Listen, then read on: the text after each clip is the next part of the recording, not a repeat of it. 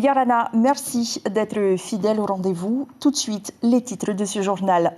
Des employés toujours pas à jour de leur statut vaccinal et des syndicalistes toujours inquiets. Mais l'obligation s'applique aujourd'hui et les amendes dans un mois. L'opposition vend debout contre les nouvelles lois fiscales qui les qualifient d'abusives, d'inéquitables et d'injustes. Le Tapurahur attire dément tout calcul politique à la veille d'échéances électorales et prône la solidarité. Qui a dit que l'on ne pouvait pas préparer un menu de fête digne de ce nom à moindre coût? Heureusement, il existe quelques astuces et de nombreuses recettes économiques et festives pour que le réveillon conserve toute sa magie. La preuve dans un instant. Et enfin, nous ferons une escale à Hau à la fin de ce journal pour un stage de confection de Tifeifei, ce drap qui nécessite de longues heures de travail minutieux. C'est aujourd'hui que la loi contre l'obligation vaccinale entre en vigueur. Si lors du dernier mouvement social, elle avait mobilisé peu de salariés, les partenaires sociaux restent opposés. À l'image de l'UNSA Polynésie, cette contrainte divise selon Diana Yenko qui précise ne pas être contre le vaccin. Les détails avec Kaline Yenar et Patrick Sing Sing. Un métier au contact du public est soumis à la loi sur l'obligation vaccinale. Dans ce magasin, la vaccination s'est faite sur la base du volontariat.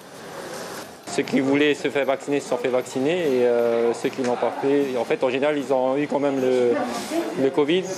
Donc, pour le moment, ils ne peuvent pas encore se faire vacciner. Certains employés ont pris les devants et se sont fait vacciner bien avant l'entrée en vigueur de la loi.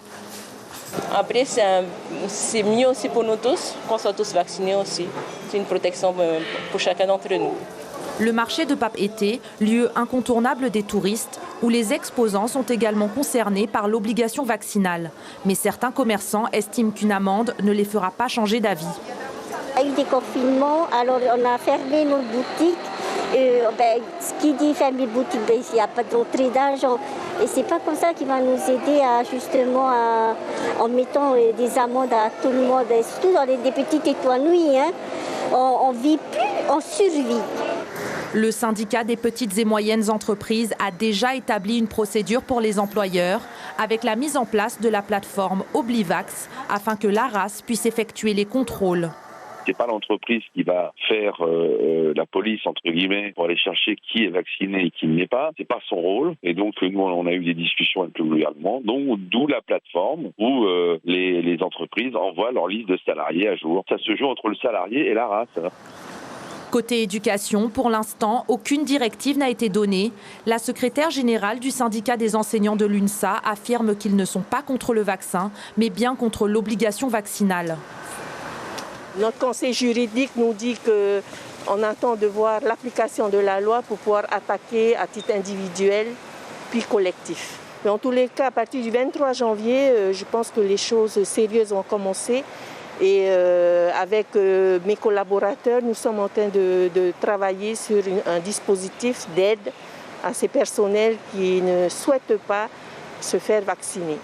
Car c'est à partir du 23 janvier que l'amende de 80 000 francs prévue par la loi sur l'obligation vaccinale devrait sanctionner les salariés qui ne sont pas en conformité. Elles ont essuyé une pluie de critiques de la part de l'opposition. Les lois fiscales au nom d'une société solidaire, Dixit Edouard Fritsch, ont sans surprise été adoptées par la majorité des élus. La minorité, elle, dénonce une injustice. Les explications de Nicolas Suire et Sandro Ly. Pourquoi aller ponctionner dans la poche des plus pauvres au nom d'une soi-disant vraie solidarité pour tous ? Le ton est donné, l'opposition est contre l'ensemble des lois fiscales proposées par le pays pour sauver la protection sociale généralisée et redresser l'économie. Mais surtout, contre la TVA sociale qui consiste à augmenter la TVA de 1,5% sur tous les biens et services hors PPN, une injustice fiscale selon elle. Cette nouvelle taxe viendra renforcer la domination économique des grands groupes qui maîtrisent toutes les étapes de l'importation à la distribution par rapport aux petites et moyennes entreprises qui dépendent plus fortement d'autres partenaires ou concurrents. La TVA sociale est pourtant la principale mesure du gouvernement pour sauver la PSG. C'est les gens qui n'ont pas pu cotiser comme d'autres. Les gens qui n'ont pas suffisamment de moyens seront toujours pris en charge par notre PSG. Pas d'accord, l'opposition fustige cette mesure, y compris celle consistant à augmenter la CST pour certains revenus. Il n'y a aucune ligne directrice. On essaye de boucher les trous, de combler les déficits. Mais il n'y a pas de plan, comme le disait mon collègue. Il n'y a pas de plan, il n'y a pas de structuration. Il y a un trou là, bon, on prend de la TVA et on bouche. Mais ce n'est pas comme ça qu'on peut régler le problème. Le Tavini préconise un impôt sur les grandes fortunes, une taxe sur les transferts monétaires importants sortant du pays et également d'exiger de l'État le remboursement des dépenses liées aux maladies radio-induites à hauteur de 80 milliards et la prise en charge des services d'oncologie à hauteur de 5 milliards par an. Pour New Howlorey, on pourrait commencer par réduire le nombre de conseillers à l'Assemblée. Il n'y a quasiment plus de débats dans les séances de l'Assemblée. Il y a des gens qui viennent siéger mais qui n'interviennent pas. Et donc on a proposé aussi de réduire le nombre de représentants, de passer de 57 à 39, ce qui ferait une économie annuelle de l'ordre de 700 millions. Sur une mandature, ça fait 3,5 milliards. La majorité ne retiendra aucune de ces propositions. La TVA sociale, elle est là pour contribuer à rétablir la protection sociale généralisée. Donc notre sécurité sociale aujourd'hui, qui est en danger, vous le savez, l'échéance, c'est demain. Demain, on devra prendre nos responsabilités, ce qui n'a pas été le cas pendant plus d'une trentaine d'années. Parmi les autres mesures fiscales votées aujourd'hui pour relancer l'économie, l'exonération de taxes sur tous les matériaux de construction, la défiscalisation sur les projets hôteliers, agricoles et les bateaux de pêche, ainsi qu'une diminution partielle de l'impôt sur les sociétés, entre autres. Le projet de loi qui supprime par ailleurs la taxe d'importation sur le Moneuil a été adopté donc à 38 pour et 18 contre. Un sujet plus joyeux à présent, comment se faire plaisir à Noël sans se ruiner? Cela paraît compliqué, mais si l'on choisit les bons ingrédients, le défi est réalisable. Nous avons suivi Moana Wong, célèbre pour ses recettes de Momo's Kitchen, et vous allez voir qu'avec moins de 10 000 francs, oui, vous avez bien entendu, 10 000 francs, il est possible de gâter les papilles d'une famille de 6 personnes. La preuve avec ce reportage de Caroline Farrier, Rowan Potorou. 10 000 francs pour un repas festif, vous en avez rêvé, Momo le fait sans problème. On va pouvoir faire un parmentier de canard avec des patates douces et un confit de canard. Ensuite, en dessert, je vais faire un brownie au chocolat.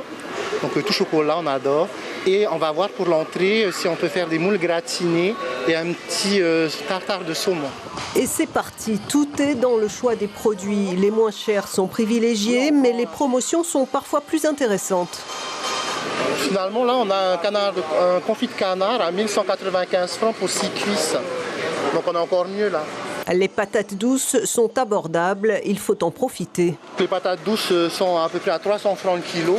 Donc avec 2 kilos, on est à moins de 1000 francs. Donc on est encore dans nos comptes. Reste à acheter les moules, en promotion également, quelques herbes pour corser le tout, une mousse de canard pour les toasts apéritifs et les ingrédients pour le brownie au chocolat, farine, beurre, œufs, cacao et amandes. Arrivé à la caisse, 8 451 francs. Parfait pour notre budget. La préparation du repas peut commencer. Pendant que les patates cuisent, on confectionne le dessert. Il faudra compter 2 bonnes heures pour élaborer tous les plats. Chef Momo, aidé de sa maman, excelle dans son domaine et le tour est joué. Donc il faut en fait des ingrédients qui coûtent pas trop cher. Et ensuite, c'est la façon de les préparer qui va faire le tout.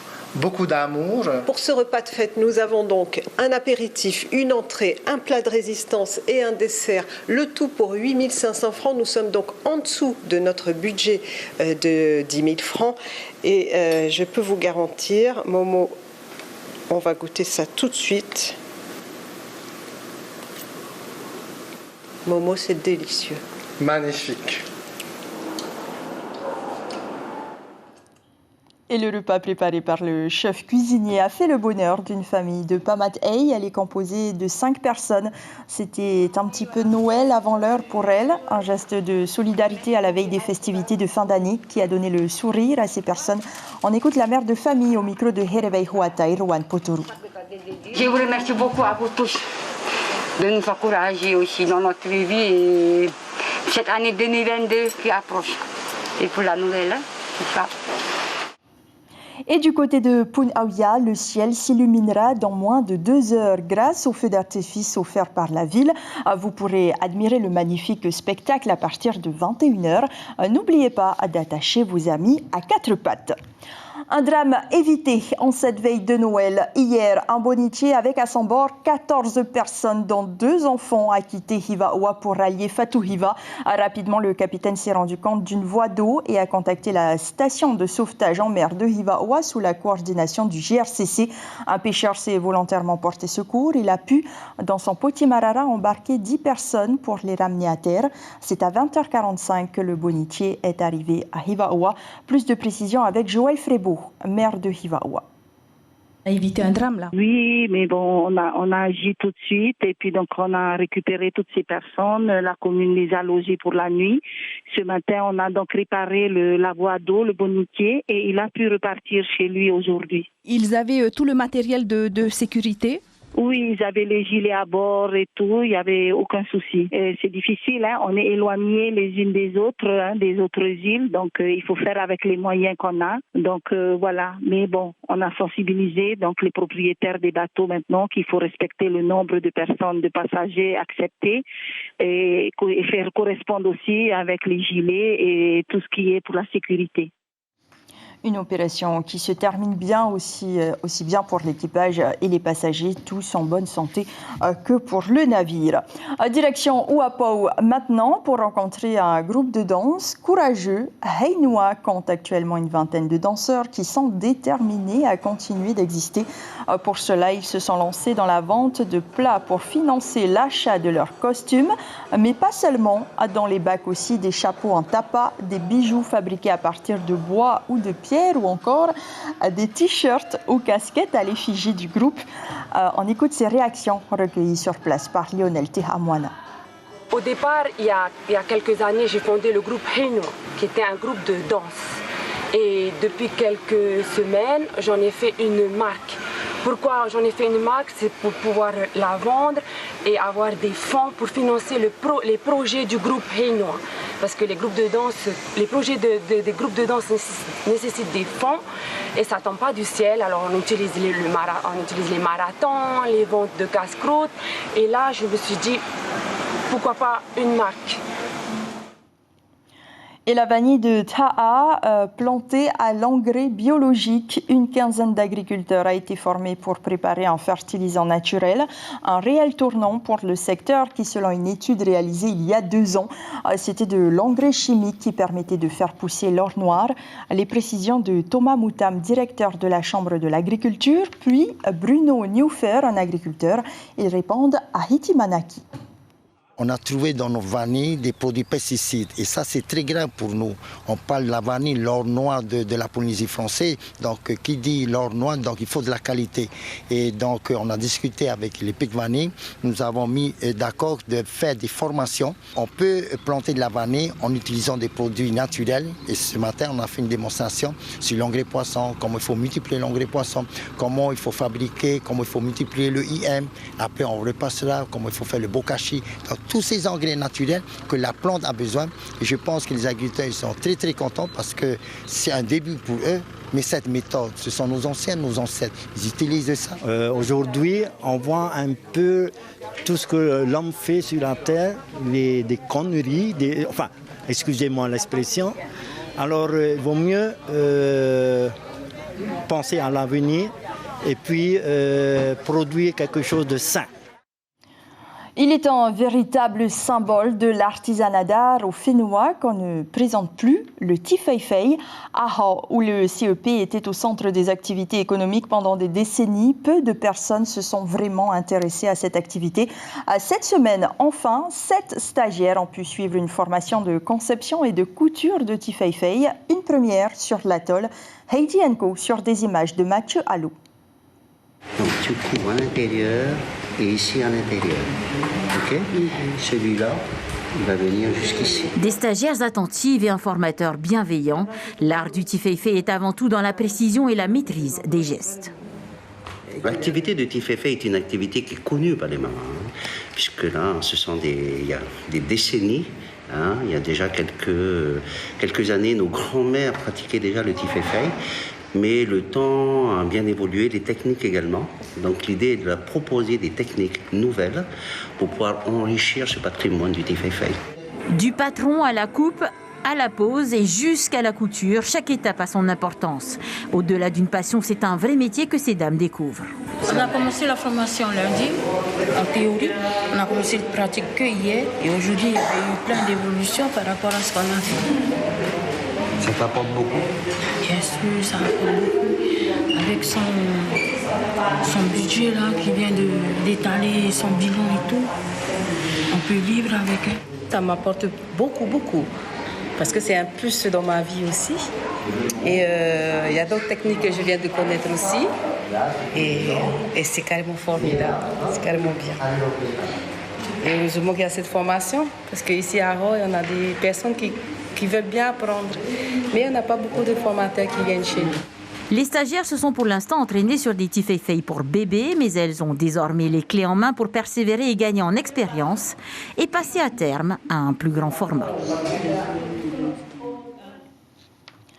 Ce carnet noir pour clore cette édition, Bruno Arouamia, adjointe au maire de Huahine, s'en est allé à l'âge de 61 ans des suites d'une longue maladie. Durant 30 années, le maire délégué de Tefariri s'était beaucoup investi auprès de ses administrés en charge des affaires administratives de la ville, des fêtes et cérémonies. Il s'est aussi illustré en valorisant la culture au travers du Heiva de Huahine. Très pieux, il était également président du comité des jeunes protestants de l'île. L'ensemble du personnel de la première adresse ses sincères condoléances à la famille endeuillée à la veille des fêtes. Une pensée particulière pour notre rédactrice en chef Stelat Arouamia et Anne Mateha, collaboratrice aujourd'hui à la retraite. C'est la fin de ce journal. Des employés toujours pas à jour de leur statut vaccinal et des syndicalistes toujours inquiets, nous l'avons vu dans ce journal. Mais l'obligation s'applique aujourd'hui et les amendes dans un mois. Si lors du dernier mouvement social, cette loi avait mobilisé peu de salariés, les partenaires sociaux restent opposés à cette contrainte, disent-ils, qui divise. À la une de votre quotidien Tahiti Info, vous souhaite joyeux Noël. 2 épisodes de la série Elementary sont à suivre sur la première, puis un concert hommage à Johnny Hallyday. Merci pour votre fidélité. Je vous souhaite un très beau réveillon. Que la magie de Noël vous apporte joie et gaieté dans vos foyers. Et surtout, prenez soin de vous et de vos proches. Je vous retrouve lundi pour votre V at Haiti, cette fois avec grand plaisir. Ce soir, c'est au tour de Kaline Yenargil Tautou et Heidi Enko de vous adresser leurs meilleurs vœux. Très belle nuit et bon week-end. Papa Noël, je te confie ces mots. Porte-les avec toi, là-bas sur tous les toits. À tous les Polynésiens, je vous souhaite une merveilleuse nouvelle année. Que cette année vous apporte beaucoup de joie, de bonheur, de réussite, et surtout d'amour et de paix et de sérénité dans vos foyers. Nous avons tous vécu des moments difficiles pendant 2 ans. Pour cette nouvelle année 2022, on espère que le meilleur pour l'ensemble de la population du Fénois. Yamaite Tato, Iteyene, Mo'urwa, Matiti et Fatatameira. À tous ceux qui nous regardent, à tous ceux qui ont passé peut-être une année assez difficile, eh bien, nous sommes là pour vous informer. Merci de nous suivre. Je vous souhaite à tous de passer de très belles fêtes en famille, surtout beaucoup d'amour dans les foyers et passer une très belle année 2022. Paix sur la terre en ce monde. Noël, Noël, bienvenue toi Noël. Paix. Retrouvez ce programme en replay sur notre site internet.